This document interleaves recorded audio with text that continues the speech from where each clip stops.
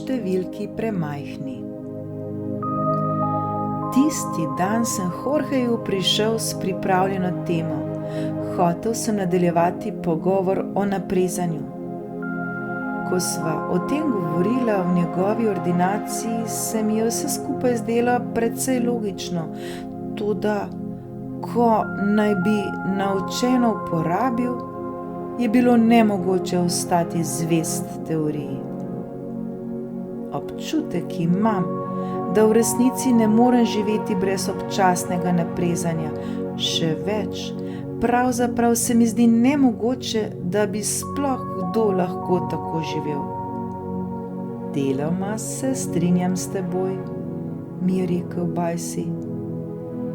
Predsejšen del zadnjih 20 let sem skušal biti zvest svojemu prepričanju, a mi vseeno ni vedno uspelo. Mislim, da se to dogaja vsem. Zamisel o naprezanju je izziv, zahteva izurjenost, disciplino. Zato je to veščino treba vaditi. Tudi meni se je sprva zdelo nemogoče, je nadaljeval. Kaj si bodo mislili o meni, če se ne bom udeležil sestanka?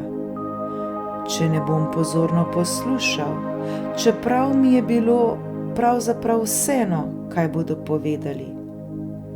Če ne bom pokazal hvaležnosti človeku, ki sem ga v resnici zaničeval. Če bom zlahka rekel ne, ko prošnje ne bom mogel izpolniti. Če si bom dovolil razkošje, da delam 4 dni v tednu in se s tem odpovem večjemu zaslužku. Če bom okoli hodil neobrit, če nočem nehati kaditi, dokler tega nisem mogel storiti spontano, če... Nekoč sem zapisal, da je zamisel o nujnosti naprezanja družbeni konstrukt neke ideologije, ki je do podobe človeka kot družbenega bitja zelo stroga. Jasno je, da se mora človek, ki je len, malopriden, sebičen, malomaren, potruditi, da bi v narekovaju se izboljšal. Toda mar je človek zares takšen? Prevzeto sem ga poslušal. Ne toliko zaradi tega, kar mi je pripovedoval, temveč zaradi lastnega prepričanja, da bi moral človek živeti sproščeno, brez trenj samim seboj, v miru in brez hitenja, ne da bi se mu bilo treba vedno znova spraševati, kaj počnem tukaj. Toda, kje začeti? Prvič, je nadaljeval Jorge, kot bi uganil, kaj premišljujem. Najprej se je treba znebiti lažnega prepričanja, ki so nam ga vcepili v otroštvu in je v nas globoko zakoreninjeno ter eksplicitno in implicitno sestavlja del naše kulture. Vredno je le to, kar dosežemo s trudom. Kot bi rekli Američani, je to bullshit oziroma sranje. Vsakdo lahko vidi, da to pravilo ne drži, pa vendar mu podrejamo svoje življenje, kot bi bilo neizpodbita resnica. Pred nekaj leti sem opisal klinični sindrom, ki ga ni mogoče najti v razpravah zdravnikov ali psihologov, a smo zaradi njega trpeli vsi ali pa še trpimo. Sam boš videl, zakaj sem ga poimenoval sindrom premajhnih čevljev.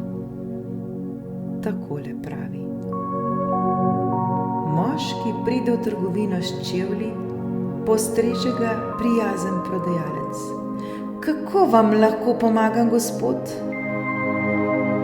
Rad bi imel par črnih čevljev, takšnih, kot so v izložbi. Seveda, gospod, pa poglejva, potrebujete številko verjetno 41, kaj ne? Ne, prinesite mi prosim številko 39. Oprostite, gospod, že 20 let prodajam čevlje in vaša številka je najverjetneje 41, morda 40, toda 39. 39, prosim. Oprostite, mi dovolite, da vam izmerim stopalo? Kar izmerite, toda hočem čevlje številka 39. Prodajalec iz predala potegne nenavadno pripravo, ki jo uporabljajo prodajalci čevljev za merjenje stopal in zadovoljno ugotovi: vidite, kot sem rekel, 41. Povejte, kdo bo plačal čevlje, vi ali jaz? Vi. Dobro, potem mi prinesite številko 39. Presenečeni prodajalec se vdano odpravi po čevlje številka 39. Med potjo se domisli, zakaj gre. Čevlji niso zanj, gotovo jih bo podaril. Gospod, izvolite 39 črni. Imate morda žlico? Jih boste pomerili? Da, seveda, so za vas. Da, mi prinesete žlico? Moški brez žlice noge ne more spraviti v čevelj in tudi z njo se mu jo posreči stlačiti vanj šele po nekaj poskusih in s precej truda. Med stokanjem in godrnjanjem le stežka naredi nekaj korakov po preprogi. Dobro, vzel jih bom. Prodajalec začuti bolečino že, ko si le predstavlja, da bi imel prste stlačene v premajhnih čevljih. Vam jih zavijem? Ne, hvala, kar na nogah jih bom obdržal.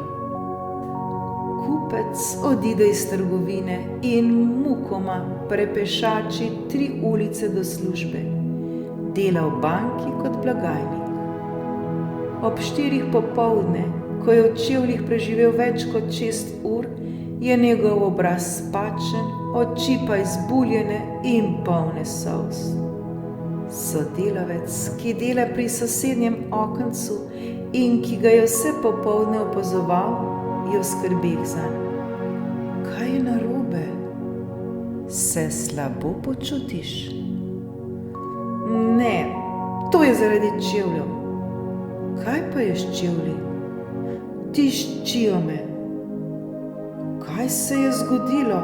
So se zmočili? Ne, le za 2 številki premajhni so. Čigavi pa so? Moji?